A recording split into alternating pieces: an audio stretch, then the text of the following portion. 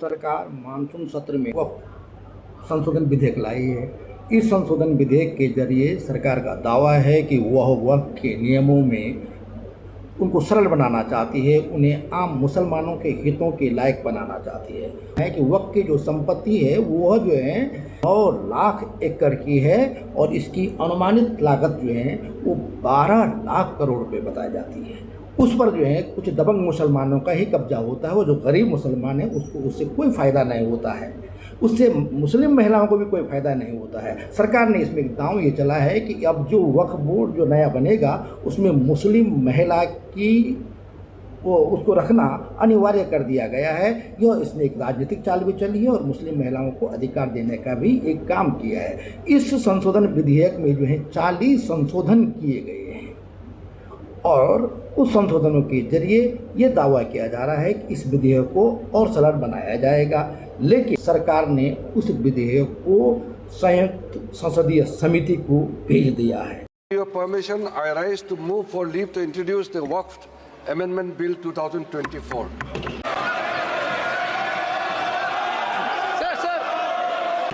मैं सभी माननीय सदस्यों को जिन्होंने नोटिस दिया है उनको सबको एक 2 मिनट बोलने की इजाजत दे रहा हूँ। हल्ला क्यों कर रहे हैं भाई?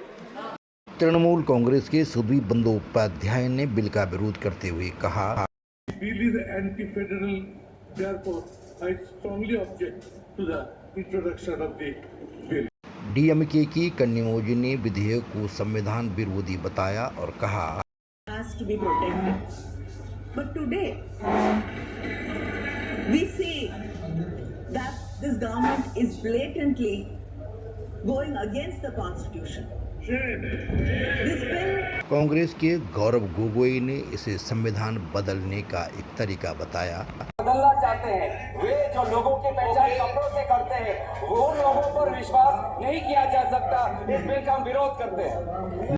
सपा के अखिलेश यादव ने अध्यक्ष के आसन पर सवाल उठाए तो गृह मंत्री ने उन्हें कटघरे में खड़ा कर दिया। जब लोकतांत्रिक तरीके से चुने जाने की पहले से प्रक्रिया है तो उसको नॉमिनेट क्यों किया जा रहा है? अन्य धार्मिक जो मसले हैं, बॉडीज हैं, उनमें कोई गैर बरादरी का नहीं आता है। मान लीजिए वक्फ बोर्ड में गैर मुस्लिम को शामिल करने का औचित्य क्या बनता है?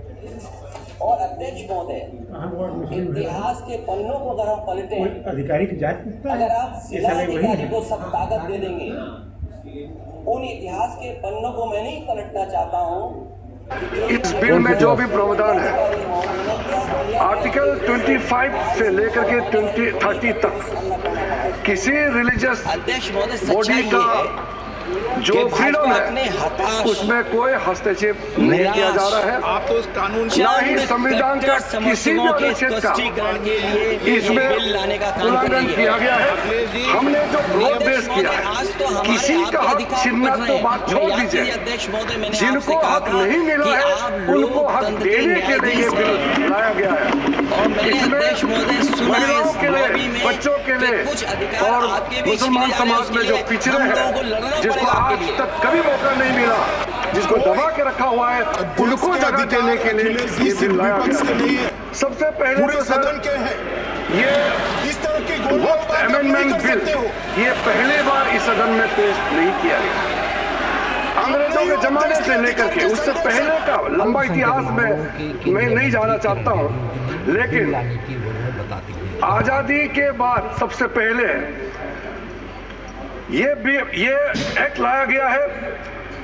1954 में सबसे पहले ये एक्ट लाया गया था। अमेंडमेंट आज हम लाने जा रहे हैं इस सदन में, वो वक्फ एक्ट 1995, जिसको 2013 में अमेंडमेंट ला करके इस पूरा जो वक्फ का पर्पस, इंटेंशन और जिसके उम्मीद में लोगों का सालों तक था कि इस अमेंडमेंट जो लाया इससे कुछ फायदा मिलेगा, उसको उल्टा करके 2013 में ऐसा प्रावधान डाला गया था जिसके वजह से आज ये अमेंडमेंट लेकर के हमको यहाँ सदन में आना पड़ रहा है।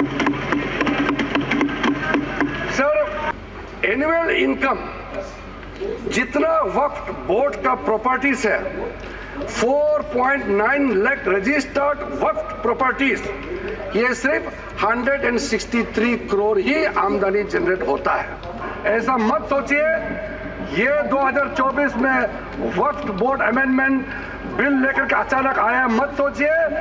ये मैं आपको बताने वाला कितना एक्सटेंसिव एक्सरसाइज कंसल्टेशन करके आज ये बिल आपके सामने में पेश कर रहे हैं सर। इसमें सर अलग अलग समुदाय के जितना मैंने नाम लिया सर, अहमदियास है, बोहरास, पसमंदास, आगा खानीज, वुमेन रिप्रेजेंटेटिव और जितने पिछड़े मुसलमानों के अंदर में सबसे लेकर के 19 स्टेट और यूनियन टेरिटरी के वक्फ बोर्ड के चेयरमैन, सीईओ और उनके और भी ऑफिशियल रिप्रेजेंटेटिव सबसे बात शुरू किया है सर।